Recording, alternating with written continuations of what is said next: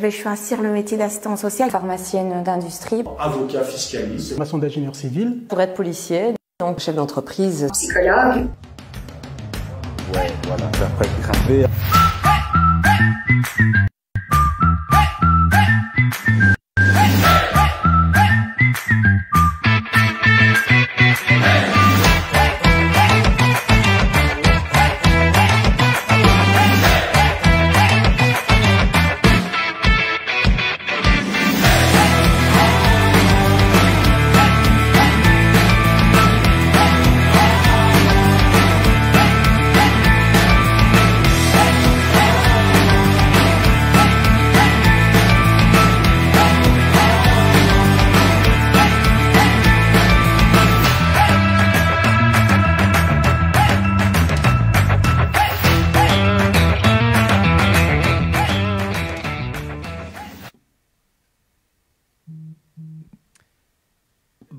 Bonjour à tous, je vous souhaite la bienvenue au nom de toute l'équipe à la 13e édition de la Journée des clics.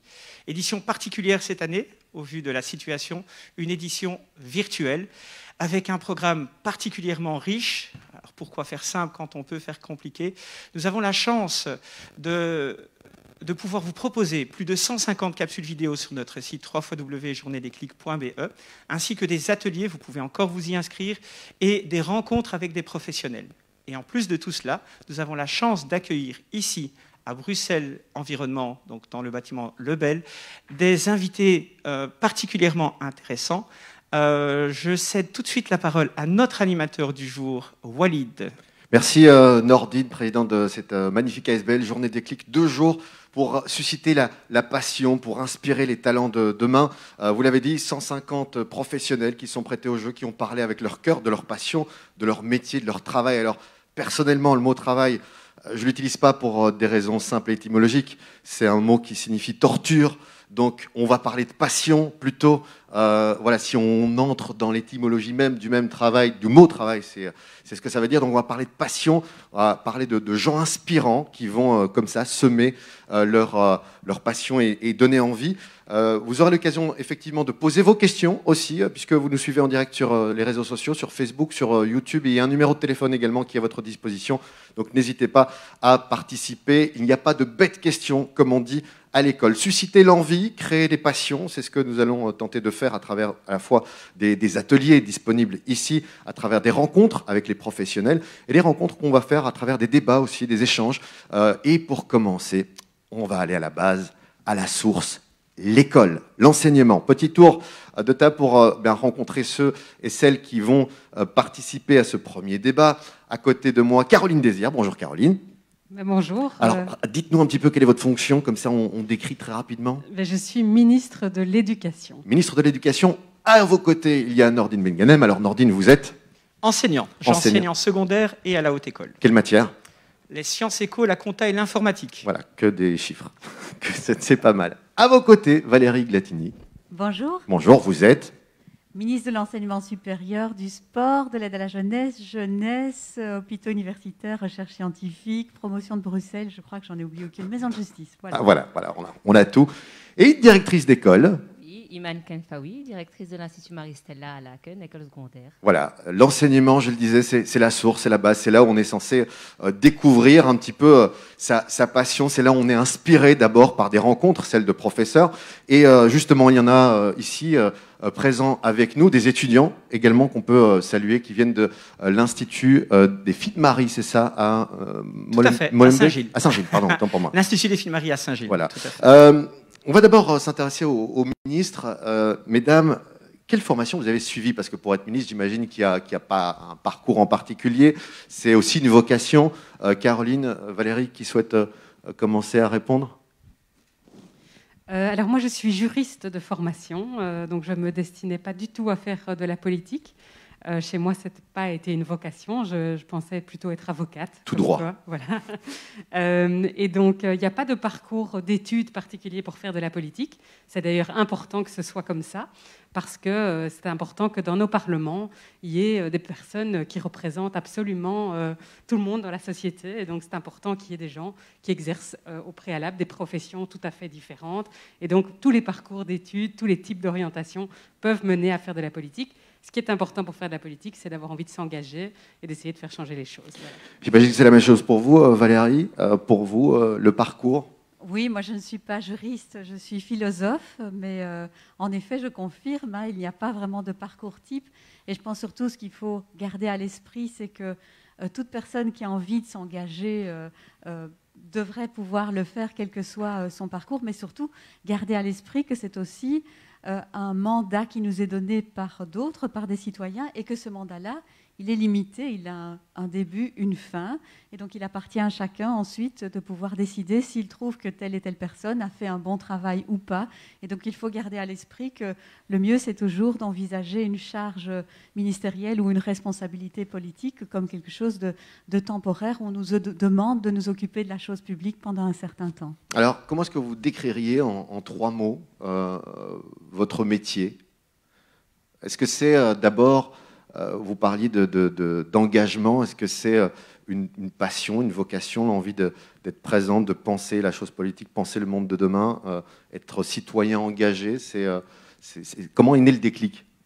Je pense que l'engagement, c'est vraiment le premier mot qui devrait normalement définir tout homme ou toute femme politique qui s'engage en politique. Effectivement, moi personnellement, mon engagement, c'est pour plus de justice sociale, et donc il trouve pleinement sa place, on va dire, dans la défense de l'enseignement, puisque nous essayons de faire en sorte, au niveau de notre gouvernement, que notre enseignement devienne plus juste, plus équitable, plus efficace, parce qu'on sait que malheureusement, notre système scolaire est aujourd'hui trop caractérisé par ces inégalités. Et donc, on se bat pour réformer de manière profonde notre système scolaire pour arriver à des meilleurs résultats pour tous. Donc, le but, c'est vraiment que chaque enfant puisse aller au meilleur de lui-même et de ses possibilités. Donc on a engagement. Donc engagement, je dirais passion, parce que je crois qu'on ne peut pas faire ça. Aujourd'hui, la politique, c'est très dur. On ne peut pas faire ça si on n'a pas de la passion. Et mon troisième mot, ce serait travail, parce que Valérie l'a un petit peu exprimé. On nous confie une parcelle de pouvoir pour un temps déterminé. Et donc, on doit en faire évidemment le meilleur usage. On doit travailler beaucoup. On a peu de temps, spécialement quand la crise du coronavirus nous tombe dessus. Et donc, oui, beaucoup de travail. Se réinventer aussi, et cette journée déclic le fait pour cette 13e édition. Valérie Glatini, on parlait du mot travail, évoqué ici par Caroline Désir. Je l'ai dit tout à l'heure, le mot travail a quand même une étymologie assez lourde, assez forte. Je ne vais pas parler à la femme politique, j'ai envie de m'intéresser à la philosophe. Derrière le mot travail, qu'est-ce que vous mettez, vous ? Mais c'est vrai qu'il y a cette connotation difficile. D'ailleurs, on parle du travail lors d'un accouchement. Ouais. Donc, on sent bien cette notion de souffrance, aller vers quelque chose d'autre. Ouais. Donc, cette notion de difficulté, de souffrance pour accéder à un autre niveau. Et c'est ça qu'il y a derrière cette idée de travail de l'accouchement, par exemple. Donc, on sait que pour réussir un projet, il faut du temps, du talent et du cœur, comme dans la chanson. Donc, c'est vraiment ces 3 éléments-là, je pense, qui doivent être présents. Et je pense que par rapport à notre engagement, des mots qui sont importants, c'est évidemment, comme Caroline l'a dit, la passion, l'engagement. Peut-être aussi essayer de tenir ensemble 2 exigences qui sont l'excellence et l'égalité des chances. C'est ça qu'on doit essayer à chaque fois de garder à l'esprit. C'est un enseignement qui doit être de la plus grande qualité possible, avec vraiment cette notion d'excellence, d'amener chacun au maximum de ses capacités, et en même temps une exigence d'égalité des chances. Il faut qu'au départ, tout le monde ait exactement les mêmes chances. Excellence, engagement, passion, travail. Il y avait encore un mot ? Peut-être aussi équipe, parce que c'est vrai que dans notre travail au quotidien, il s'agit de faire fonctionner ensemble des personnes, que ce soit les équipes dans les cabinets. On a ce travail au quotidien de faire fonctionner plusieurs personnes ensemble, et c'est la même chose avec évidemment les administrations, et c'est ce qu'on a vu encore, et Caroline évoquait la crise sanitaire, ça a été particulièrement mis en évidence. Si on a si on arrive à gérer au jour le jour une crise sanitaire comme celle-ci, c'est avant tout parce qu'on a des équipes qui sont complètement mobilisées. Qui sont connectés, qui continuent à créer du lien, notamment avec les étudiants qui nous suivent certainement sur les réseaux sociaux via Facebook. Donc n'hésitez pas à poser vos questions. On s'intéresse aux profs, aux directeurs et à une directrice. Imen qui est avec nous. Directrice, comment est-ce que vous définiriez votre métier de directrice? Comme étant un métier passionnant. D'accord. Passionnant parce qu'il y a un savant mélange de tout. En fait, il n'y a pas une journée qui ressemble à l'autre. Et passionnant parce que on est dans la créativité. C'est vrai que la crise ici, par exemple, ça a été difficile. Et en même temps, il y a de la créativité. Il y a vraiment aussi beaucoup de bienveillance de la part des enseignants, beaucoup d'implication, le travail en équipe que vous citiez, la persévérance, que ce soit de la part des enseignants, que ce soit de la part des élèves. Je pense que c'est un métier auquel je ne me destinais pas spécialement. Quel genre de directrice vous êtes alors du coup? Quel genre? C'est très difficile. Il faut poser la question aux élèves, c'est voilà, ça? Il faudrait poser la question aux élèves et aux profs. Ce qui est très important, en tout cas pour moi en tant que directrice et avec l'ensemble de l'équipe, c'est vraiment de permettre d'accompagner les jeunes à s'éclore. Moi, je dis toujours, c'est vraiment leur permettre de s'éclore, de se développer, de trouver leur voie, de ne pas faire à leur place, mais d'être à côté d'eux, de faire ce bout de chemin-là, et puis les laisser à un moment donné prendre leur envol. Et donc ça, c'est très important pour nous en tant qu'équipe à l'école. Alors ça passe par des moments qui sont un peu moins agréables, des moments qui sont beaucoup plus agréables. Mais pour nous, c'est vraiment accompagner. C'est d'ailleurs notre vision à l'école, c'est accompagner les jeunes dans leur épanouissement, dans leur développement personnel. Pour nous, c'est capital. J'imagine que la récompense est de voir un élève qui revient des années plus tard pour vous dire merci. Ah oui, non, un exemple, je l'ai vécu cette année en septembre. J'ai eu un entretien avec un de mes anciens élèves pour l'engager en tant que prof. C'est génial, donc la boucle est bouclée. Voilà, la boucle est bouclée et j'ai déjà rencontré d'autres élèves qui me disaient madame, parce que j'étais anciennement prof, ah ben madame, voilà, j'ai fait ceci, j'ai fait cela. Et donc je pense que ça, c'est le meilleur... Enfin, c'est vraiment la plus belle réussite pour un enseignant. Et je le vois aussi avec mes enseignants. C'est le vrai salaire finalement. Je pense, oui, sincèrement, que c'est le vrai salaire. Je pense que c'est ce qui nous anime au quotidien aussi. Et avec la particularité que parfois, on ne le voit pas tout de suite. Hein. Donc, il y a énormément d'investissements. Et je le vois chez mes enseignants, et je l'ai vécu en tant qu'enseignante, et je le vis en tant que directrice. Il y a énormément d'investissements. Et puis, à un moment donné, on ne voit peut-être pas le retour tout de suite. Mais on est toutes des plantes différentes, donc de manière à arroser, chacune pousse de manière différente. On va s'intéresser aussi aux professeurs, au rôle de professeur. Nordine, vous l'avez dit, vous êtes multicasquette, prof de sciences. Sciences économiques, ouais. Compta et informatique. D'accord. Ouais. Quel genre de prof vous êtes? Comment est-ce que d'abord les élèves vous voient et comment est-ce que vous voyez? Parce que j'imagine qu'il doit y avoir peut-être un fossé ou pas? Je ne sais pas, pour voir si vous voulez savoir quelle est la manière dont les élèves me voient, je pense qu'on pourrait leur poser la question. Certains d'entre eux sont ici et ils pourraient très bien réagir. Là pour le moment apparemment de dos, mais oui. Et par rapport à moi, donc comment je me vois, j'essaie d'être la meilleure version que j'aurais pu rêver en tant qu'élève. On a eu des exemples et des contre-exemples. Je ne me destinais pas directement dans l'enseignement. Au final, c'est un prof qui m'a marqué particulièrement et qui a créé ce déclic en moi. C'est un prof que j'ai eu en 4e, que j'ai eu en 6e. Il est venu à un moment avec un folder en me disant voilà, je vois la manière dont tu prends le temps d'expliquer avec pédagogie à tes camarades de classe. Je pense que tu pourrais très bien te lancer. Et voilà. Il a créé une vocation. Au final, je l'ai retrouvé comme enseignant à la haute école. Et aujourd'hui, c'est mon collègue également à la haute école. Donc là également, la boucle est bouclée. Donc de prof du secondaire, je me retrouve également à donner cours à la haute école. Est-ce qu'en dehors du métier de prof, ce métier colle à la peau? Est-ce qu'en dehors de l'école, par exemple, on est toujours investi par une mission, celle de transmettre? Prof un jour, prof toujours et tout le temps. Et je pense que ça... On nous fait des fois la remarque, en disant bon, c'est bon, fais pas ton prof maintenant, ça va, calme-toi, t'es pas à l'école. Ah oui, mais au ça, final, voilà, on l'est, je pense, une fois je pense que c'est dans nos veines, dans nos gènes, peut-être, à partir d'un moment, il y a une mutation qui opère. Et d'ailleurs, c'est ce qui nous pousse, entre autres, ici, on l'a dit au départ, je suis également président de la SBL Déclic, mais au final, c'est le prolongement de tout ce qu'on ne pourrait pas faire de la même manière à l'école, et avec un seul objectif, au final, permettre à l'élève de s'épanouir et de trouver sa voie. C'est du boulot, mais je pense qu'on y arrive. Est-ce que vous auriez aimé vous avoir en tant que... Enfin, vous voyez, non? Alors, clairement, en tant qu'élève, j'aurais adoré m'avoir comme prof. Alors, clairement. C'est vrai? Ah oui, clairement. Je pense que j'ai pu faire un petit état des lieux de tous les enseignants que j'ai pu rencontrer tout au long de ma vie, et j'ai pris le meilleur de tous. Alors, je ne sais pas si je suis un excellent prof, mais je pense avoir gommé plusieurs aspects négatifs. Parce que c'est le retour aussi des élèves, j'imagine. Oui, tout à fait. Mais moi-même, j'ai eu un parcours un peu particulier. Non, pas particulier, j'ai pas eu un parcours linéaire. J'ai raté ma première secondaire, on m'a invité à changer d'établissement. Ouais. Alors, je ne le dis pas, l'objectif n'est pas de m'en vanter, c'est pas du tout ça, mais ça m'a servi aussi de leçon. Au départ, j'avais une situation un peu conflictuelle avec certains profs qui ne comprenaient pas une évidence. Quand on est jeune, on a tendance à se révolter. Et à stigmatiser l'échec aussi. On ne valorise pas l'échec de manière positive en disant voilà, tout à fait. Tu t'es planté, c'est pas grave. Mais ça fait partie de l'apprentissage. Pour moi, ça a été le plus grand des apprentissages au final. Et c'est ce que j'essaie d'expliquer justement à mes élèves et mes étudiants. C'est que ce n'est pas la fin du monde. Au contraire, l'échec serait de s'arrêter là. Ouais. Mais tirer les bonnes leçons et faire en sorte d'avancer, de progresser, au final, je ne vois plus du tout ça comme un échec, mais comme un apprentissage. Alors, on l'a entendu, Nordine, vous aviez un prof qui vous a inspiré, qui a créé le fameux déclic. Caroline Désir, vous aussi, j'imagine qu'il y a un prof à un moment donné qui nous a marqué, qui vous a marqué.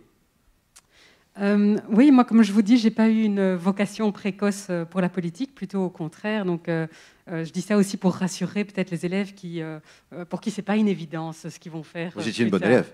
Moi, j'étais une bonne élève, mais je vais peut-être un peu vous étonner, mais je me suis beaucoup ennuyée à l'école. Je n'étais pas vraiment passionnée par l'école. J'étais passionnée par la danse à l'époque. Je pratiquais beaucoup de danse et je pensais plus ou moins qu'à ça. Donc, ce n'est pas du tout la faute de mes profs. Je me permets de vous interrompre, d'où la chorégraphie que vous avez prévue dans un instant. Voilà. Ah bon? C'est une blague.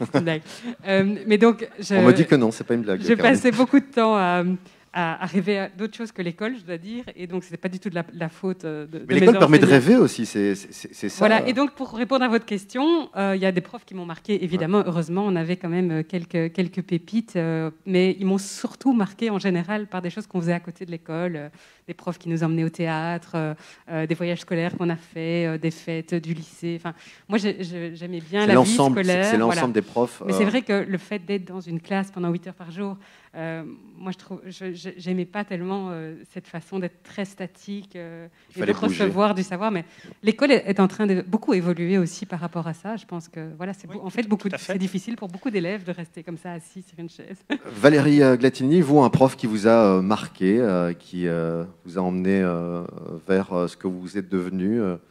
Oui, moi j'ai eu un prof de philo qui a été fantastique, mais vraiment fantastique. Et j'ai mis énormément de temps avant de trouver ce que je voulais faire. Et donc l'orientation, c'est effectivement capital. Et c'est vrai qu'à l'école, moi je partage un peu ce que Caroline a dit. J'avais l'impression d'heures qui s'ajoutaient aux heures. Et puis j'avais un sentiment quand même d'ennui. Et ce qui m'intéressait, c'était vraiment la question du pourquoi et pas tellement la question du comment. Et donc c'est vrai qu'on passe beaucoup de temps dans les établissements à répondre aux questions du comment ça marche. Il y a des cours de biochimie, etc., qui sont extrêmement importants. Et moi, ma question, c'était plutôt la question du pourquoi. Pourquoi c'est comme ça et pas autrement? Et donc je me demandais qu'est-ce que j'allais faire avec toutes ces questions. Et puis un jour, quelqu'un m'a dit, mais tu sais, il y a d'autres que toi qui se sont posés ce genre de questions. Socrate, il y a un cursus qui existe à suivre pour ça. Et donc ça m'a vraiment, ça a été déterminant pour moi de savoir qu'il y avait la possibilité de répondre à mes interrogations, qu'il y avait un cursus. Et ça, c'est un professeur qui m'a donné ce goût. Et donc je trouve que ce qui est vraiment capital, c'est d'avoir une diversité de profils dans l'enseignement secondaire pour pouvoir avoir accès à toute une série de formation. Et on sait qu'en Fédération Wallonie-Bruxelles, on a une offre de formation qui est vraiment très importante, y compris en promotion sociale, y compris des formations pratiques. C'est très, très riche. Et donc, je pense que moi, ce que j'ai eu comme chance, c'est d'avoir un professeur qui me disait, par rapport à ce que tu cherches, il y a ça. Et donc pouvoir connecter un élève, connecter le désir profond d'un élève avec une formation, c'est vraiment capital. Et ça passe par des personnes qui sont à l'écoute de leurs élèves. Et moi, j'ai eu cette grande chance, en effet, de rencontrer un professeur qui m'a permis de découvrir cette passion en moi. Qui était attentif à un ennui aussi. Et l'ennui, on le sait, c'est important dans la construction des jeunes parce que voilà, ça fait partie de la vie. Vous, Imen, vos profs, vous les invitez aussi comme l'a dit Valérie Glatini, à être attentif à ces demandes, à ces envies, à ces ennuis? Alors, je dirais que je n'ai pas besoin de leur demander. Ils font attention de facto. Donc, je pense qu'ils sont vraiment attentifs. On est dans une école vraiment très bienveillante et ils font terriblement attention à ça, à varier au niveau de la proposition qu'ils font aux élèves. Je sais qu'il y a beaucoup de profs qui travaillent avec les élèves, notamment la question de l'orientation. Je sais qu'ils les prennent sur les temps de midi.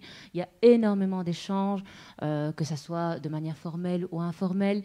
Et c'est ce qui fait la particularité justement de ces profs engagés. C'est le fait qu'ils sont là, disponibles aux jeunes, que ce soit au niveau des apprentissages, mais au niveau relationnel aussi. Ils disent, bah, tiens, je vois que tu ne vas pas bien, qu'est-ce qui se passe, qu'est-ce qu'on pourrait mettre en place. Voilà, je pense que je n'ai pas besoin de leur dire sincèrement, ils sont vraiment attentifs à ça. C'est quoi un bon prof? Si on devait voilà, faire un profilage très rapide, en quelques mots, un bon prof qui suscite justement ces passions, qui crée l'envie, qui réveille un peu la flamme qui sommeille en nous. On l'a dit avec Valérie, Caroline, Nordine et vous. Imen, c'est quoi un bon prof d'après vous? C'est subjectif, je dirais. On va faire le tour. Je dirais qu'avant tout, un bon prof, c'est un prof qui aime son métier. Et quand je dis aimer son métier, ça va au-delà de transmettre. Le rôle de l'école n'est pas juste transmettre, c'est accompagner. Et donc, il y a effectivement la notion des savoirs qu'il faut transmettre aux jeunes, mais il n'y a pas que ça. Se limiter qu'à ça, ça serait vraiment dommage. Parce qu'il y a une construction aussi identitaire du jeune qui se fait. Et c'est notre responsabilité dans l'école, en fait, de le faire. Donc, je pense qu'un beau prof, c'est celui qui a une bonne connaissance de son métier et qui aime, qui fait vraiment son métier par passion et qui sait doser au niveau de, ben voilà, je suis dans la transmission, je suis dans l'accompagnement, je suis dans la relation.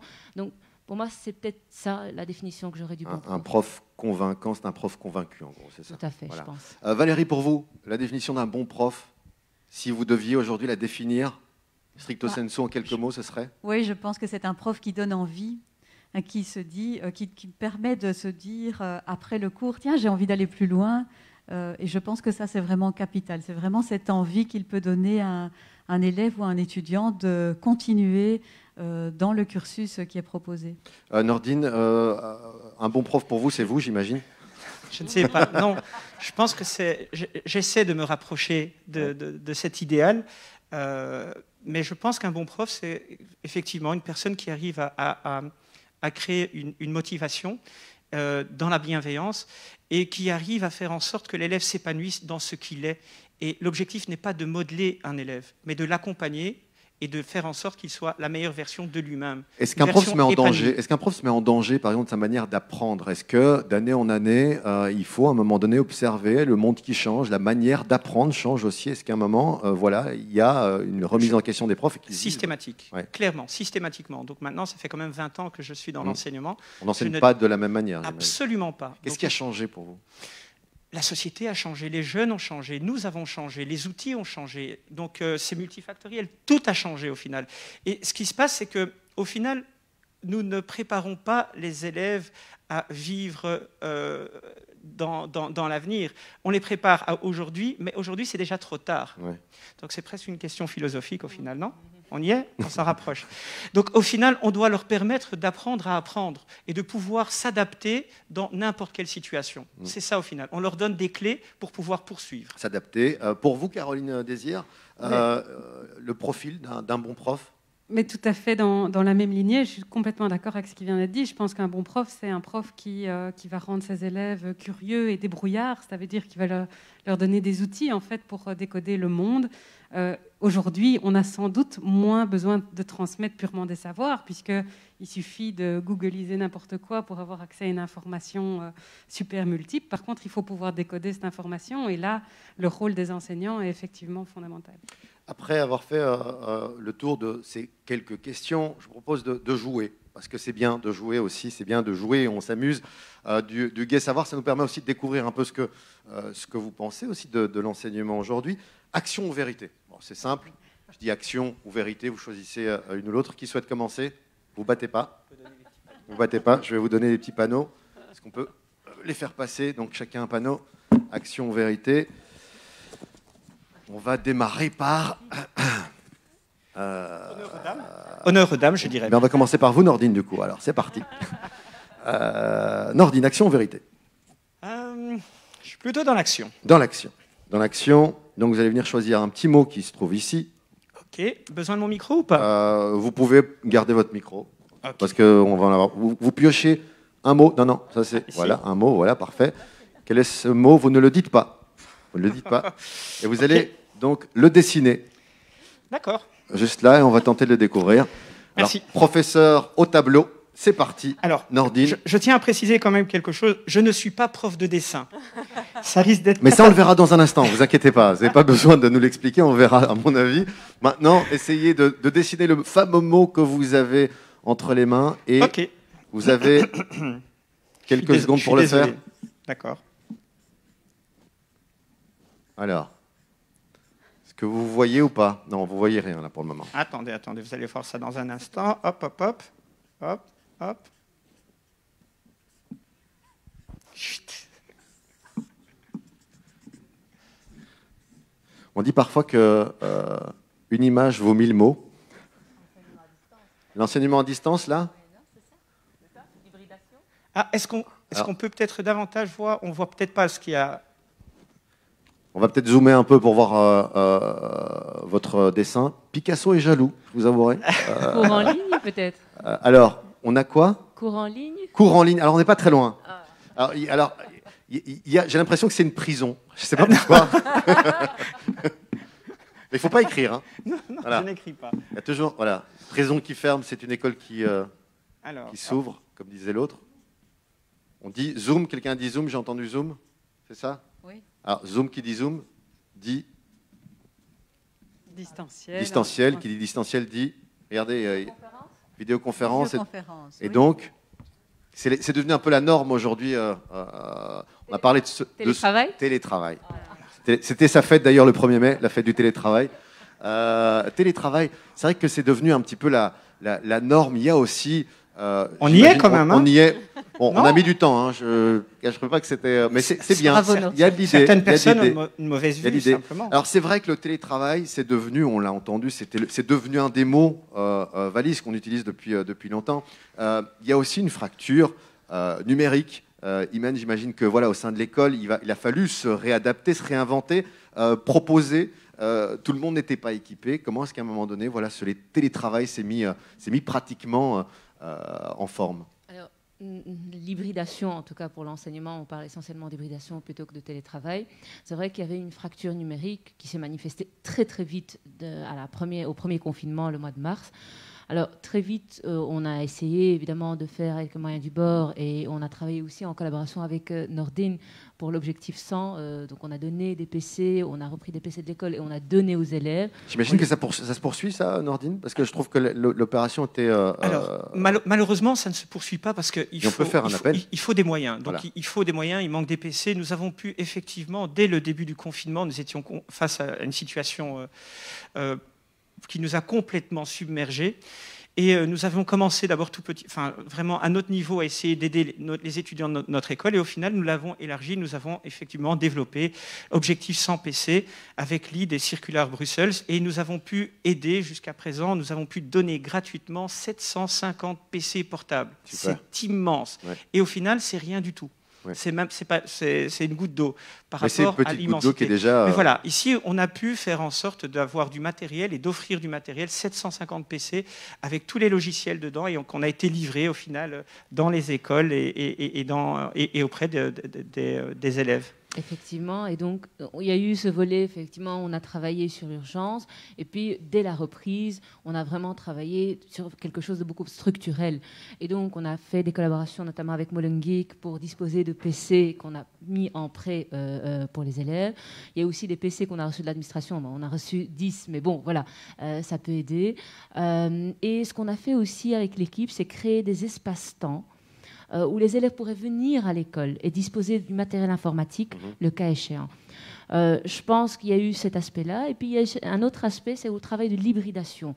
Donc, quand on a travaillé l'hybridation avec les enseignants, l'objectif pour nous, c'était pas spécialement de faire des vidéoconférences, mais l'hybridation peut se faire au-delà d'une simple vidéoconférence où le prof se met derrière un tableau et explique. On se réinvente dans sa manière d'apprendre. Voilà, je pense que les enseignants ont fait preuve de beaucoup de créativité sur la manière d'enseigner. Il y a les classes inversées, il y a des vidéos, des tutos, il y a une série, il y a pléthore de possibilités.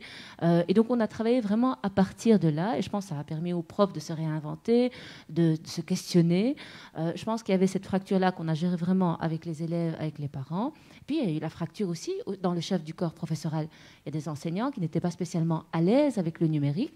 Mais là aussi, on a mis en place tous des dispositifs de formation à distance ou en présentiel pour les aider, pour les accompagner dans la mise en place de leur hybridation. Vous nous suivez sur Facebook, sur YouTube. Vous pouvez également poser vos questions par téléphone ou sur les réseaux sociaux. N'hésitez pas, on ne les répétera jamais assez, il n'y a pas de bêtes questions. Donc si vous avez envie de poser des questions, eh bien, ils sont là pour y répondre. Toujours Action ou Vérité, cette fois-ci c'est Valérie Glatini. Action ou Vérité? Vérité. Vérité. Allez. Ah, la vérité. Ah, grand concept philosophique. Une question que vous lisez à haute voix.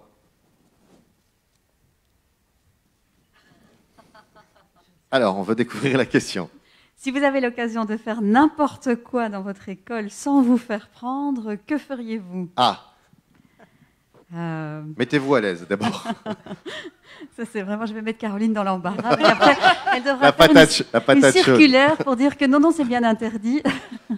Mais je pense que ce qui est très, très difficile à vivre pour le moment et ce qu'on a tous envie de faire, c'est de faire une grande fête tous ensemble. Hein. Ça, c'est vraiment ce qu'on nous demande de ne pas faire et qu'on désire absolument faire, surtout quand on est jeune. On sait que respecter les mesures sanitaires quand on a 18 ans, ce n'est pas la même chose que quand on en a comme moi 47.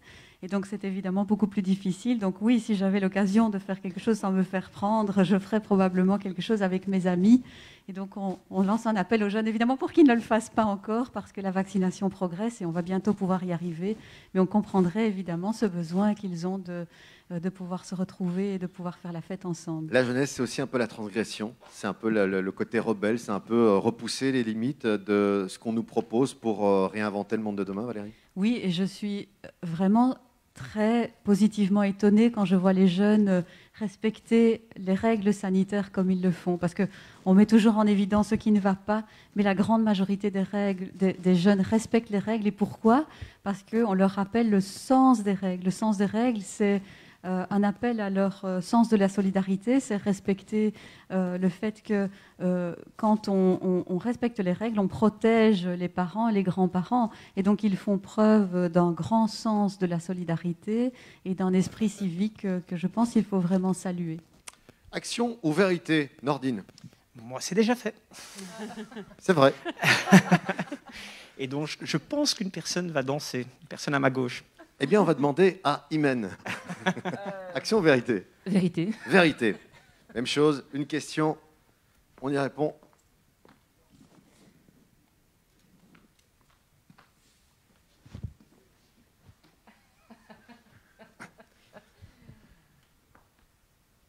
On voudrait découvrir la question aussi. Alors, est-ce que vous avez déjà triché durant vos études? Ah, on va poser la question à tout le monde, hein, comme ça vous ne serez pas toute seule dans l'embarras. Et surtout, comment est-ce que vous vous y êtes prise? Si oui, comment vous y êtes pris? Oui. Comment ne pas se faire prendre? Oui, voilà. Alors, est-ce que j'ai déjà triché? Les techniques ont évolué, j'imagine.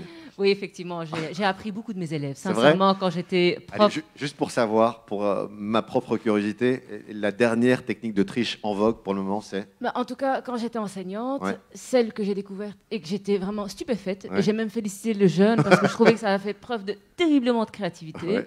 C'était un jeune qui avait à l'examen 4 Tipex. Et je ne comprenais pas. Je me disais, ben, c'est bizarre, il est tellement prévoyant. Ouais. Et puis, il les prenait, il les remettait, il les prenait, il les remettait. Je ne comprenais pas spécialement. Et en fait, c'est au bout d'un moment, regardant les Tipex, je me dis peut-être qu'ils ont une particularité, que j'ai vu qu'au niveau de la notice des ingrédients, de la composition, Ouais. c'était le contenu. Ah, ok. Bah Et oui. donc, il avait passé du temps à refaire l'étiquette avec le cours dans la partie qui concerne. Mais donc, Ah, je trouvais- on le je faisait trouvais déjà il y a 20 ans, ça. Hein. Oh, ben voilà, j'ai Voilà. vieilli. Mais j'ai trouvé ça terriblement, terriblement intéressant comme démarche. Ouais. C'est braver l'interdit, on le disait encore. Vous, jamais. Non, je ne Voilà. vais pas Ouais, mentir.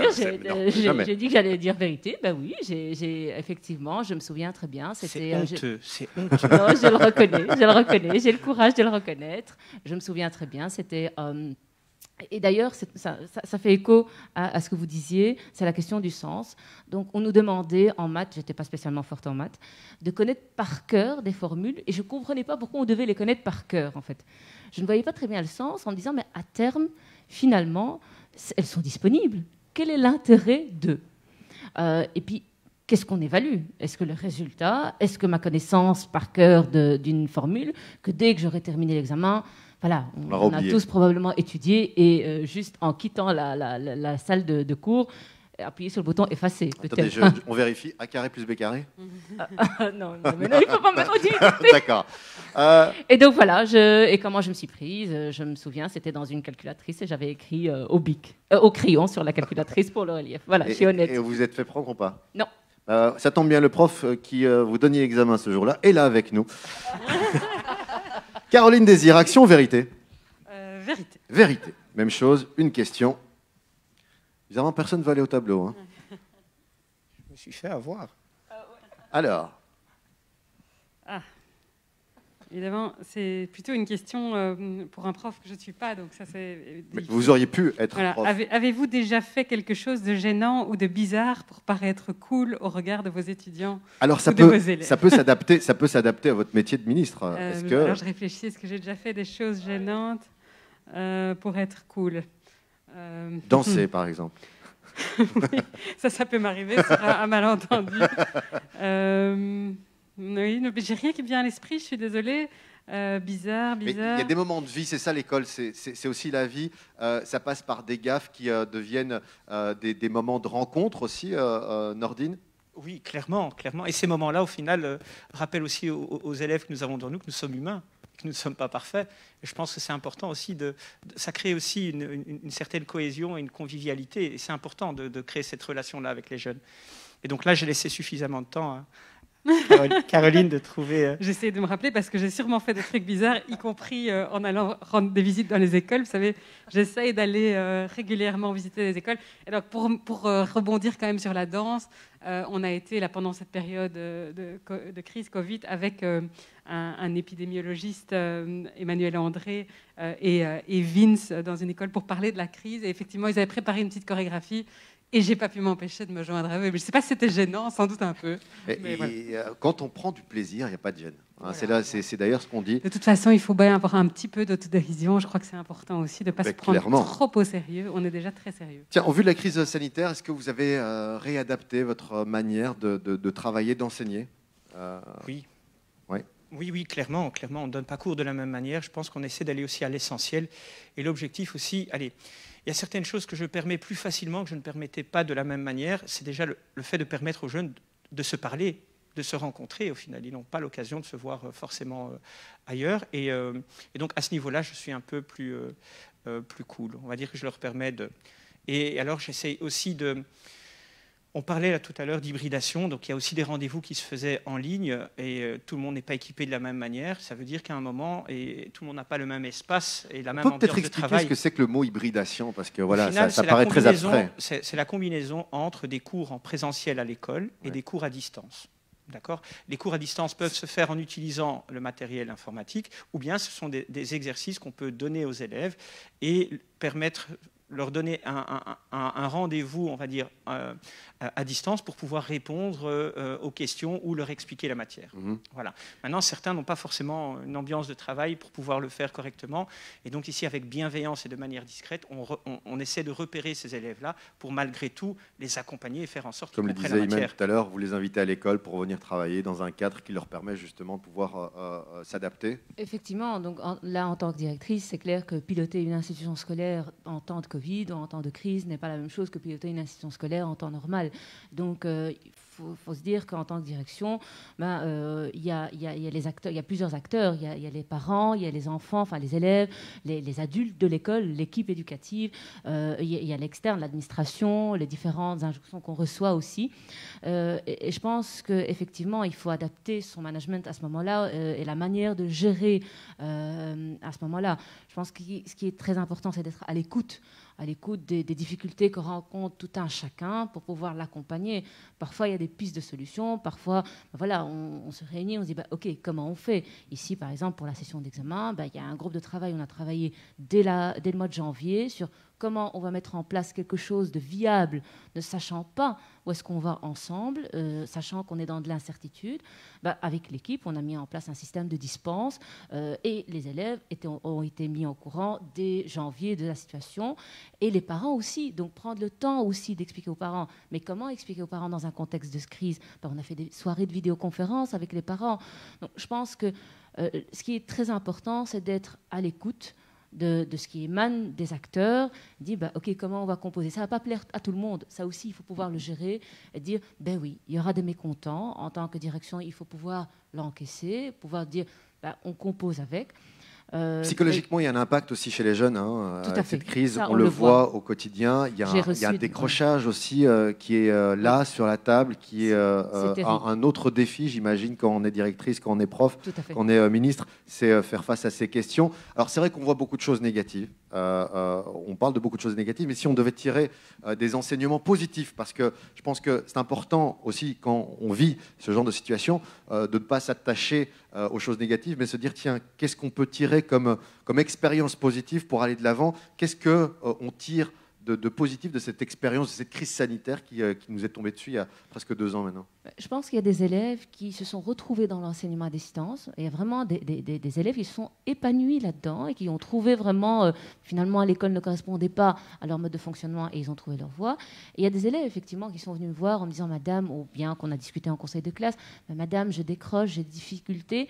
Là, on a aussi un service d'accrochage interne et on essaie de travailler. Il y a des éducateurs aussi qui travaillent terriblement avec les jeunes et on essaie vraiment de mettre en place des choses pour les accompagner, les motiver, les encourager et vraiment rester, je le dis tout le temps, à l'écoute. Et on dit, voilà, s'il y a des difficultés, le plus dur, c'est quand il y a des difficultés dans la sphère familiale, comment à ce moment-là garder le contact avec l'enfant et être sûr que tout se passe bien. Donc, je pense que c'est créer cette relation de confiance avec eux, d'écoute.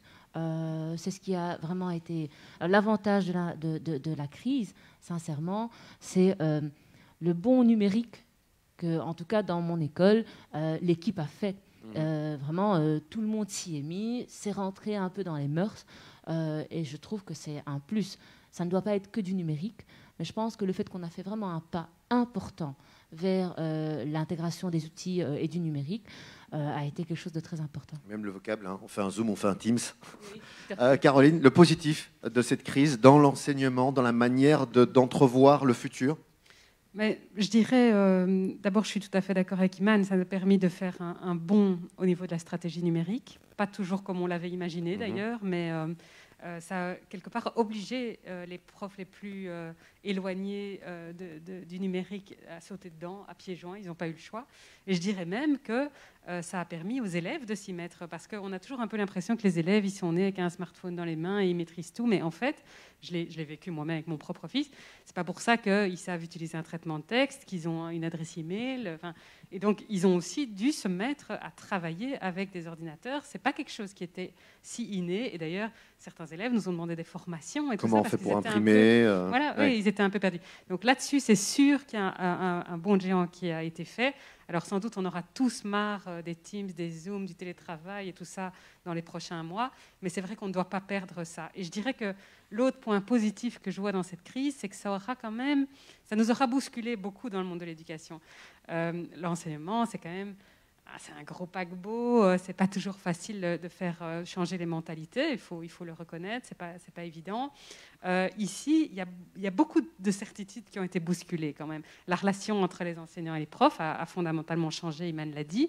Ils se sont retrouvés tout d'un coup avec un prof qui donnait cours chez lui, dans son salon. Enfin, ça crée une autre relation, parfois des apartés, avec des élèves qui vont moins bien, qui se sont confiés, etc.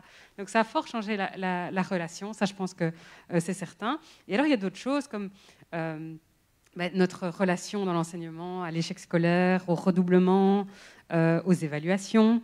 C'est tous des débats qui vivent beaucoup dans les équipes éducatives, et je pense que ce n'est pas une mauvaise chose en fait. Pas du tout parce qu'il faut rejeter les évaluations, par exemple. Je crois que les évaluations, ça fait partie des apprentissages, mais la manière de les faire, on est en train de beaucoup y réfléchir. Je pense que vous approuvez ce que je dis.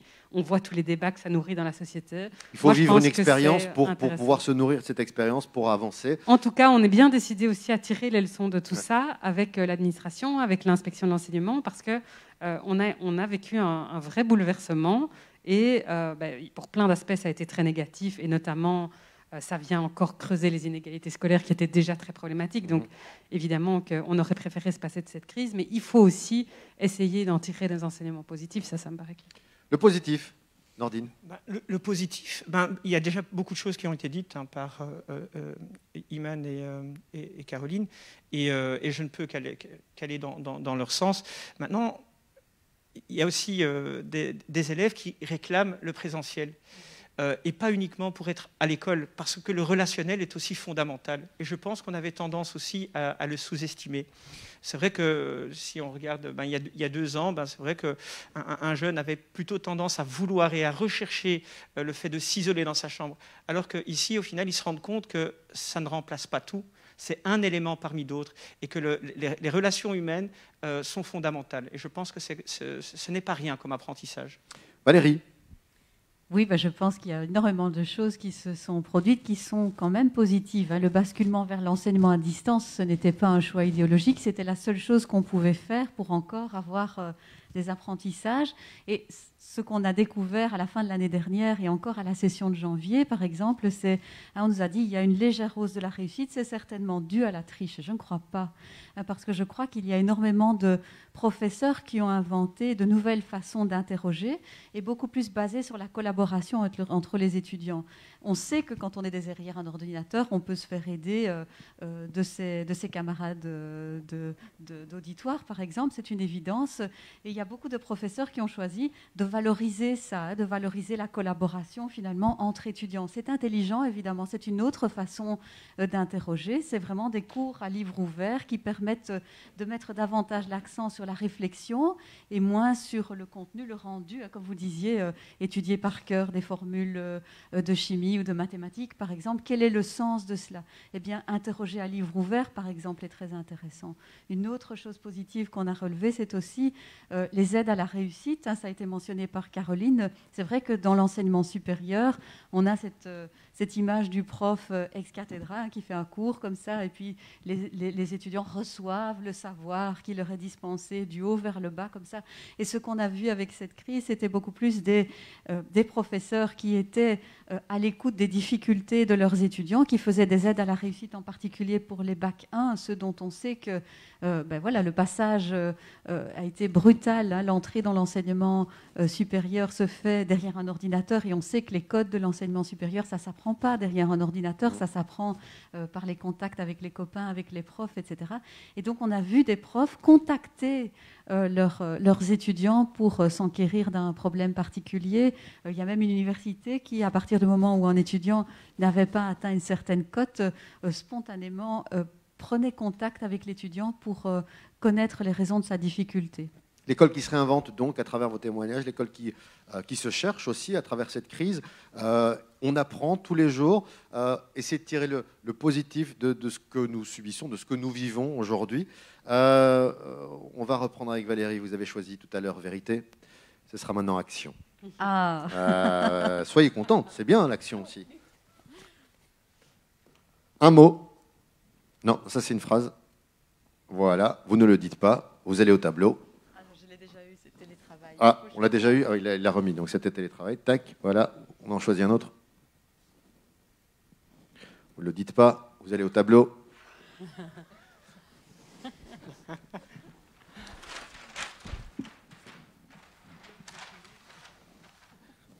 Alors,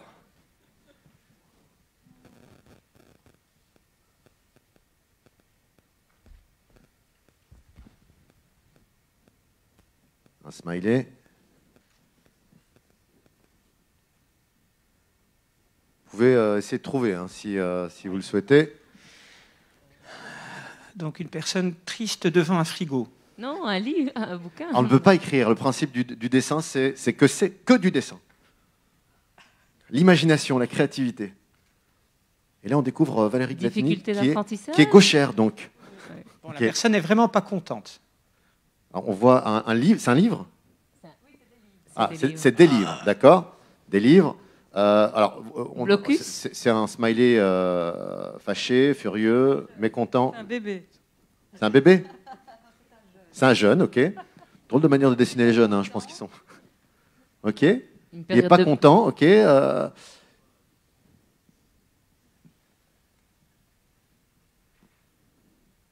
des cotes, un bulletin. Le décrochage scolaire. Voilà. Ah, décrochage scolaire, voilà. On sent la complicité. Elle n'a pas triché. Elle n'a pas triché. Elle lui a soufflé. Bah, décrochage scolaire, on en a parlé indirectement de ce décrochage scolaire. C'est vrai que nombre d'étudiants aujourd'hui sont en proie à ça parce que d'abord, ils sont plus en contact, il n'y a plus de lien.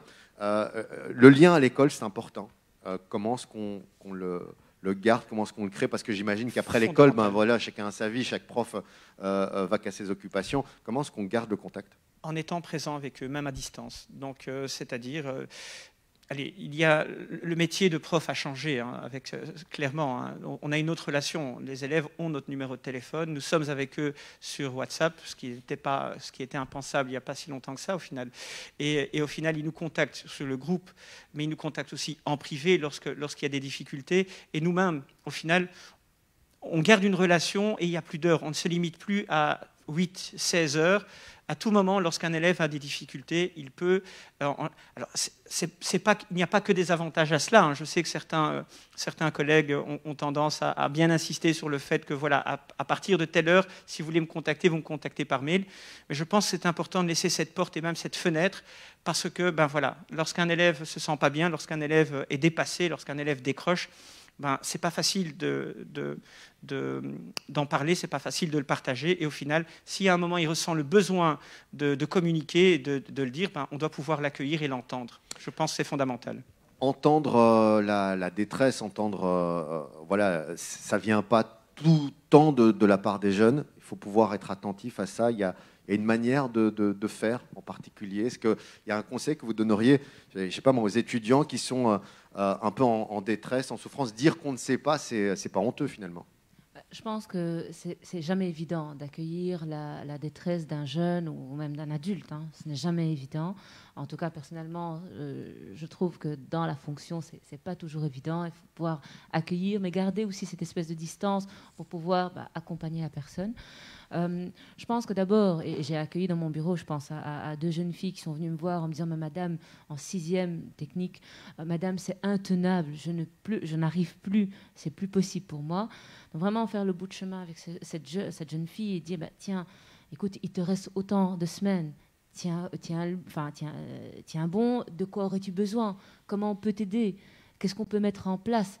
Sans spécialement être dans l'assistanat, mais vraiment dans l'accompagnement. Et dire, OK, tu es à 2 mois de ton CESS, comment on peut t'aider? Accueillir, je pense, écouter. Je pense que c'est ce qui est fondamental. Je le redis, il y a des moments où effectivement on a des espèces de coupures avec les élèves. Et là, on a tout le suivi des éducateurs, mais aussi on a un assistant social qui va à domicile. Il y a une charge mentale aujourd'hui qui est présente, qu'elle soit tant au niveau des parents que celle chez les enseignants, que celle chez les étudiants. On vit effectivement, on le sait depuis quelque temps, une situation difficile. Des questions peut-être sur les réseaux. On a peut-être une autre question, Mehdi. On va ouvrir votre micro. Voilà. Mehdi, je rappelle que vous le suivez sur les réseaux sociaux, sur Facebook et sur YouTube, donc n'hésitez pas à poser vos questions. L'une d'entre elles. Est-ce qu'on m'entend maintenant ? On vous entend parfaitement. Mehdi. Parfait. Alors, première constatation, il y a un fan club de Nourdine qui nous suit sur les réseaux. Alors, on a reçu un bonjour Monsieur Nourdine, tu as été un de mes meilleurs profs en secondaire, merci beaucoup. Pourquoi il n'y a pas plus de journées déclic ? Je voudrais être présent, c'est Ricardo qui nous dit ça. Il y a Amaré qui nous dit bravo pour les 750 PC. Il faut continuer d'ailleurs, il faut continuer. Je pense que l'initiative, elle démarre bien et elle répond à une problématique sociétale qui est cette de fracture numérique. Et je pense que voilà, les ministres sont là et elles savent également qu'elles viendront aussi en soutien à cette belle initiative. D'autres questions ?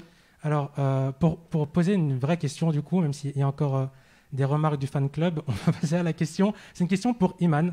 Et alors, c'est Jeanne qui demande comment est-ce qu'on fait pour passer d'enseignant à directrice ? C'est vrai, j'ai exercé le métier d'enseignante pendant 11 ans, comme Nordine, d'économie et d'informatique.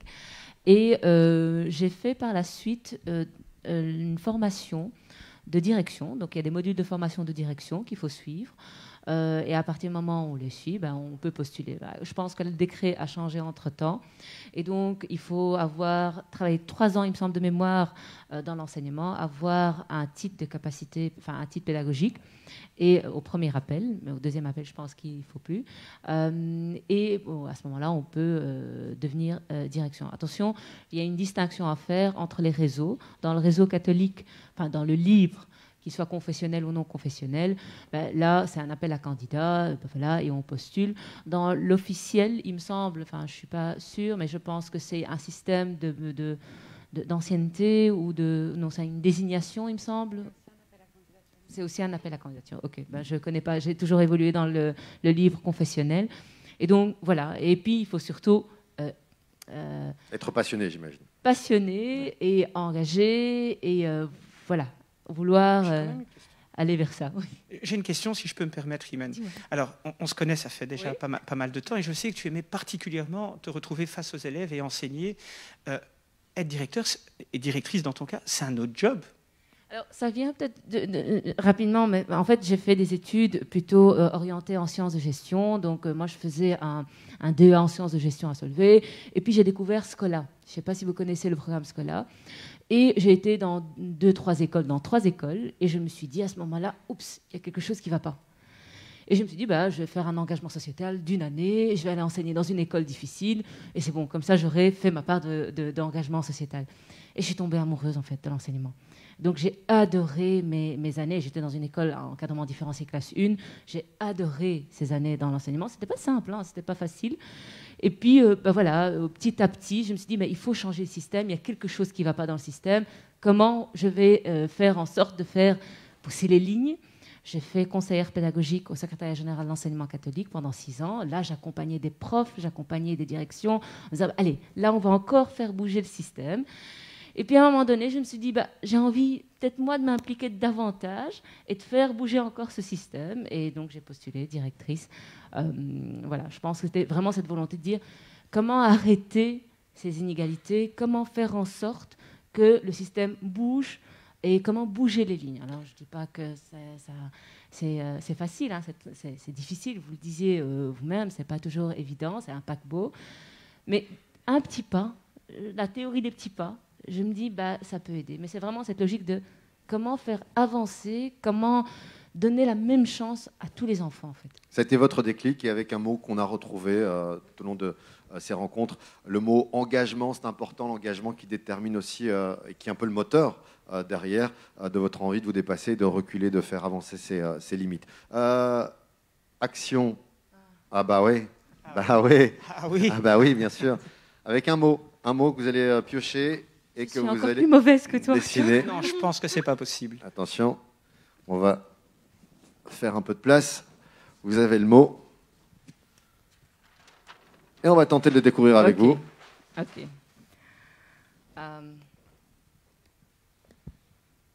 Je structure mes idées pour voir comment je vais... Ça, c'est la directrice. Ah bon? Ouais, on structure toujours. Un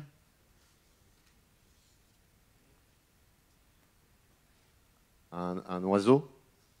Twitter. Orientation. Très bien. Ah ouais. En même temps, t'as écrit les mots. Justement, j'ai chargé d'autres personnes. On s'amuse.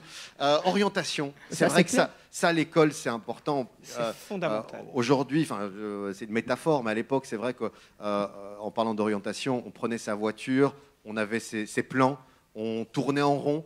La jauge faisait ça, elle diminuait au fur et à mesure. Aujourd'hui, on a la chance d'avoir la technologie qui est à notre disposition, pouvoir encoder quelque part une destination qui nous permet de mieux nous orienter, le fameux GPS, utiliser les moyens à notre disposition aujourd'hui pour mieux trouver sa voie. C'est pas évident quand on a un programme qui est le même un peu pour tout le monde. Comment est-ce qu'on crée justement ça? Non, je pense que pour pouvoir s'orienter, je pense qu'il est fondamental d'avoir... il y a 3 conditions fondamentales pour pouvoir s'orienter correctement.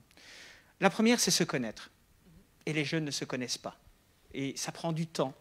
Et souvent, lorsqu'on commence à avoir des petites clés de compréhension, on s'est déjà orienté et souvent mal orienté. Donc ça, c'est le premier élément. La deuxième, c'est d'avoir confiance en soi et en son potentiel, connaître ses forces et ses faiblesses et savoir aussi qu'est-ce qui fait sens. Et la troisième, c'est les métiers. Malheureusement, il y a une méconnaissance des métiers, encore aujourd'hui. Et je pense qu'il faudrait travailler sur ces trois éléments-là pour pouvoir faciliter en tout cas l'orientation des jeunes, que ce soit en secondaire ou même en supérieur. Parce que ça commence aussi déjà en maternelle, l'idée de comment on suscite l'envie. Il n'est jamais trop tôt de créer des vocations, clairement. Mais c'est un processus. Il ne suffit pas d'une rencontre, mais c'est un processus long. Donc je pense qu'il va falloir qu'on réfléchisse tous ensemble dès la maternelle, les primaires, les secondaires, et également avec les hautes études. À la manière de créer une vocation, à la manière de faire en sorte qu'on ne rêve pas sa vie, mais qu'on vive ses rêves un peu. C'est un peu ça. Clairement. Je pense que l'école, et on y veille avec l'équipe, et c'est une ligne de conduite, c'est de dire c'est le jeune qui s'oriente. Ça, c'est très important, et je suis tout à fait d'accord avec toi quand tu dis s'orienter et pas orienter le jeune. Parce que quand on est dans un système d'orientation du jeune, très souvent, ça veut dire on sait ce qui est bon pour lui. Ouais. Or, je pense qu'en partie, c'est lui qui doit savoir ce qui est bon. Ça passe par la connaissance de soi et la confiance, vraiment, l'ouverture, le métier, même si moi, je suis très sceptique, je me dis, au fond, ils vont exercer des métiers qu'on ne connaît pas. Ils vont, donc, au-delà d'une orientation métier, c'est une éducation au choix. Comment je pose un choix, en fait ? Et qu'est-ce qui fait qu'un choix, finalement, me correspond ou pas? Je pense qu'il y a la notion aussi de rester ouvert à son environnement et à l'écoute de ce qui se passe dans l'environnement. Il y a des rencontres que les jeunes vont faire. Ils disent, tiens, je ne connaissais pas cette manière de fonctionner, je ne connaissais pas ce métier, je ne connaissais pas tel secteur. Je pense rester à l'écoute d'eux-mêmes, de ce qui se développe parce qu'ils se construisent, mais aussi à l'écoute de leur environnement et des opportunités qui apparaissent dans l'environnement et comment ils pourraient les saisir. Je pense que ça, c'est vraiment ce travail d'éducation au choix à faire dès la maternelle. L'orientation, justement, c'est important. On le découvre à travers les écoles primaires, secondaires, et puis on en a évoqué aussi en première, quand on dit école supérieure. Parfois, c'est difficile de se retrouver à un endroit où on se dit c'est pas ce que je voulais faire, mais j'ai fait un choix par défaut, comme on dit. Comment est-ce qu'on évite ça, Caroline Valérie, excusez-moi. Je pense que c'est vraiment très important de pouvoir commencer ce travail très tôt. Et comme vous l'avez dit, il ne s'agit pas de demander aux étudiants ou aux jeunes de rentrer dans un moule. Il s'agit juste d'attirer leur attention sur le fait qu'il faut qu'ils réfléchissent à l'orientation, parce que quand ils commencent des études dans le supérieur, eh bien, les années vont compter. Donc, ce n'est pas qu'on peut passer 15 ans dans l'enseignement supérieur. Donc, il faut réfléchir à ce qui est vraiment fondamental pour la personne, la passion qui peut l'animer pour trouver les études qui sont les plus adéquates pour lui ou pour elle. Et si il y avait un problème de prérequis, parce qu'on sait qu'en sortant de 6e secondaire, tout le monde n'est pas au même niveau, tout le monde n'a pas eu la chance chance d'apprendre à apprendre. On sait qu'il y a des disparités parfois en sortant de l'enseignement obligatoire. Pouvoir avoir accès à des aides à la réussite pour déceler le plus rapidement possible une absence de prérequis, par exemple.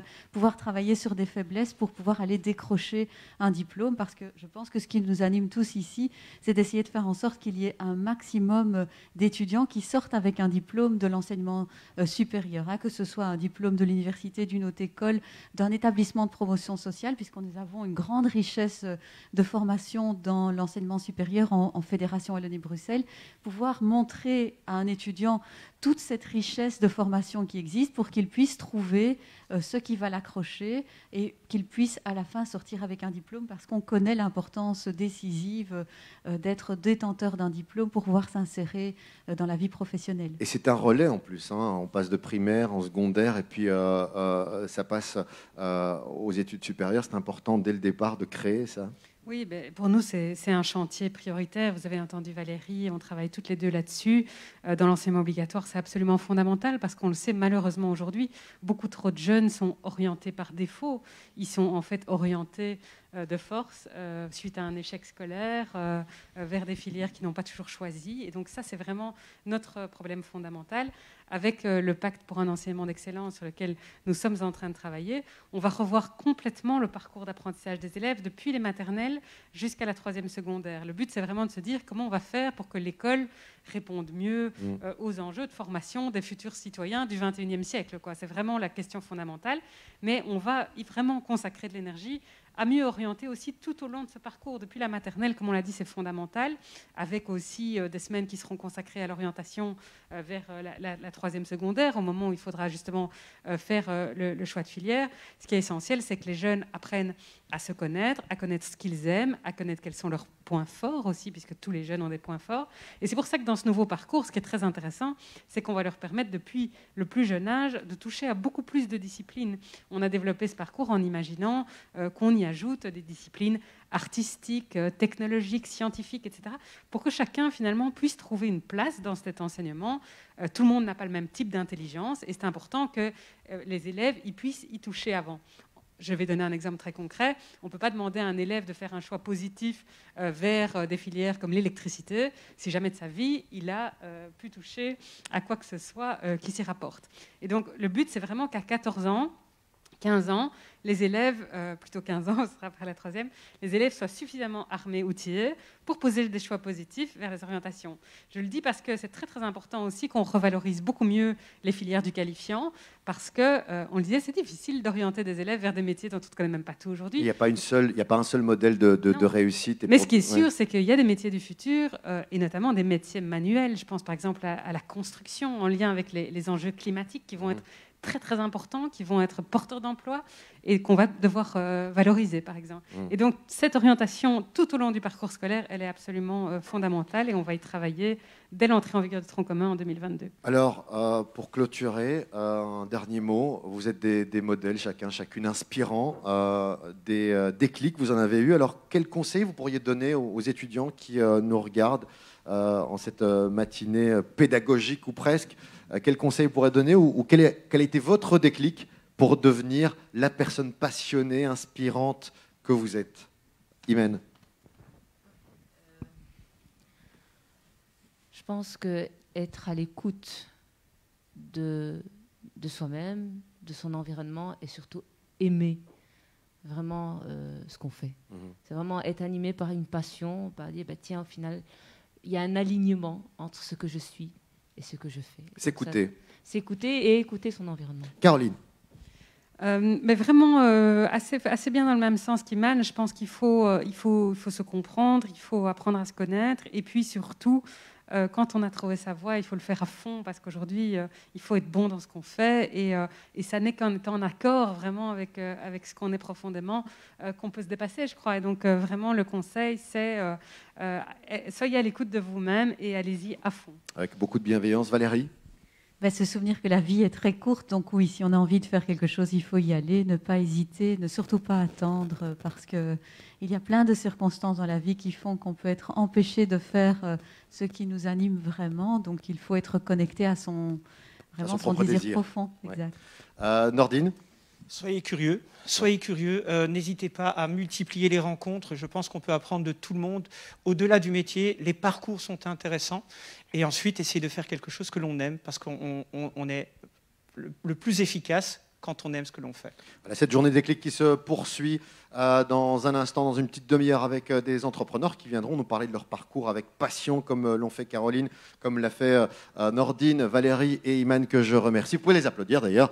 Ils étaient avec nous en cette matinée pour partager avec vous qui nous suivez leur passion dans cette journée déclic qui se poursuit. Une petite pause d'une petite demi-heure, même pas. L'occasion pour vous, pourquoi pas, d'aller sur journéedéclic.be et de suivre par exemple un modèle inspirant des métiers, 150 vidéos qui vous permettront peut-être d'entrer en contact directement avec des professionnels qui sont ici présents pour répondre à vos questions. Donc n'hésitez pas à le faire via les réseaux sociaux, également sur YouTube, et puis venir assister à des ateliers ici, c'est possible. Encore aujourd'hui et demain, la journée déclic se poursuit dans un instant avec les entrepreneurs. À tout de suite.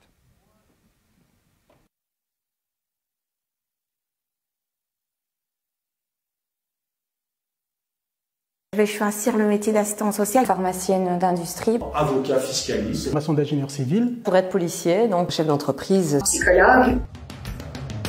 Ouais, voilà, après grimper.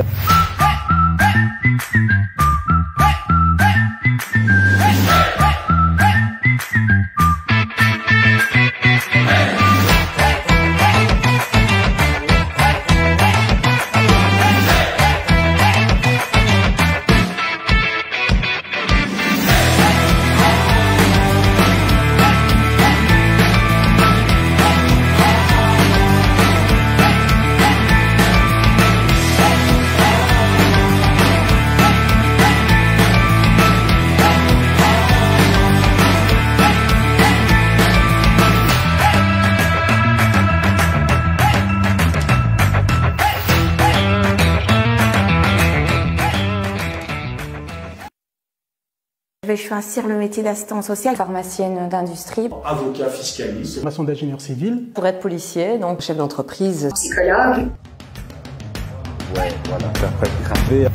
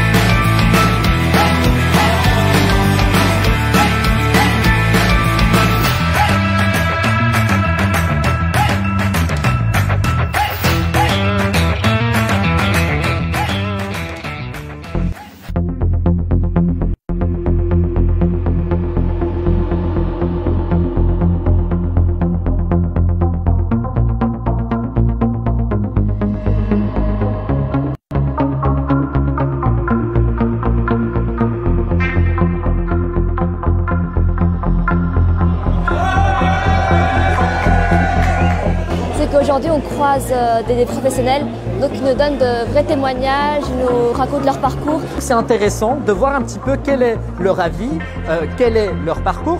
J'avais envie de voir quel métier je voulais faire. Plus tard, j'ai envie de faire chauffagiste, donc je pose des questions au chauffagiste. Pour voir les métiers, pour me renseigner un peu plus.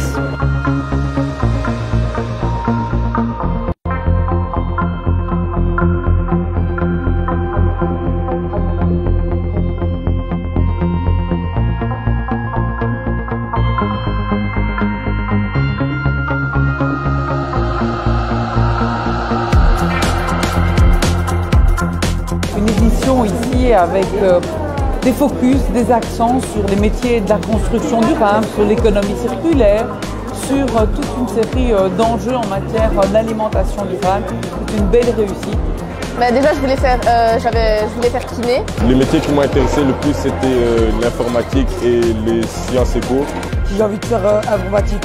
Je pose des questions aux informaticiens. Psychologue, parce que ça m'intéresse depuis petite et j'aime bien conseiller les gens.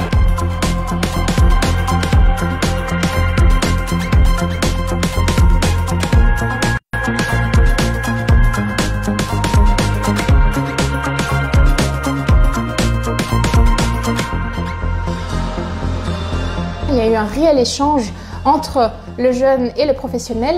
En tant qu'avocat, vu qu'ils n'ont pas toujours l'habitude de côtoyer des avocats, ils étaient réellement intéressés par notre parcours afin de pouvoir s'identifier. Donc on leur a essayé d'expliquer au mieux notre parcours. Ik vond het een heel interessante dag, omdat er veel jongeren toekwamen met hun vragen over hun toekomst. En het was eigenlijk een hele leuke interactie met de jongeren om ze te kunnen bijsturen. Ja. Faire venir des jeunes, c'est une chose, mais faire en sorte qu'ils s'impliquent et qu'il y ait une interaction, qu'il y ait des échanges avec les professionnels, ça ne dépend pas de nous.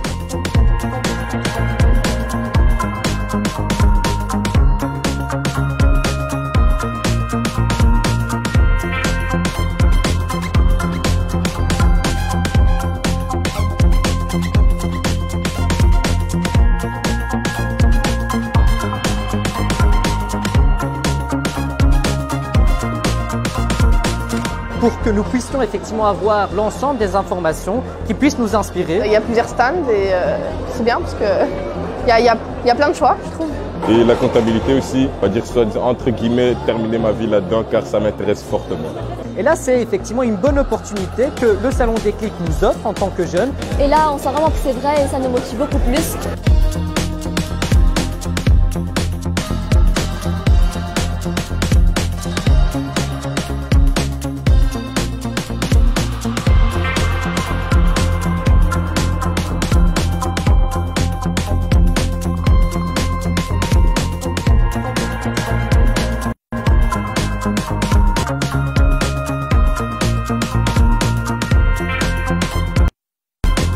Ça dépend, un, des professionnels. Et là, bingo, on a eu des professionnels passionnés et passionnants. Et deux, des jeunes. Et on a eu des jeunes qui en voulaient, qui se posaient plein de questions, qui ont pris le temps pour échanger avec des professionnels. Donc pour nous, le pari est acquis.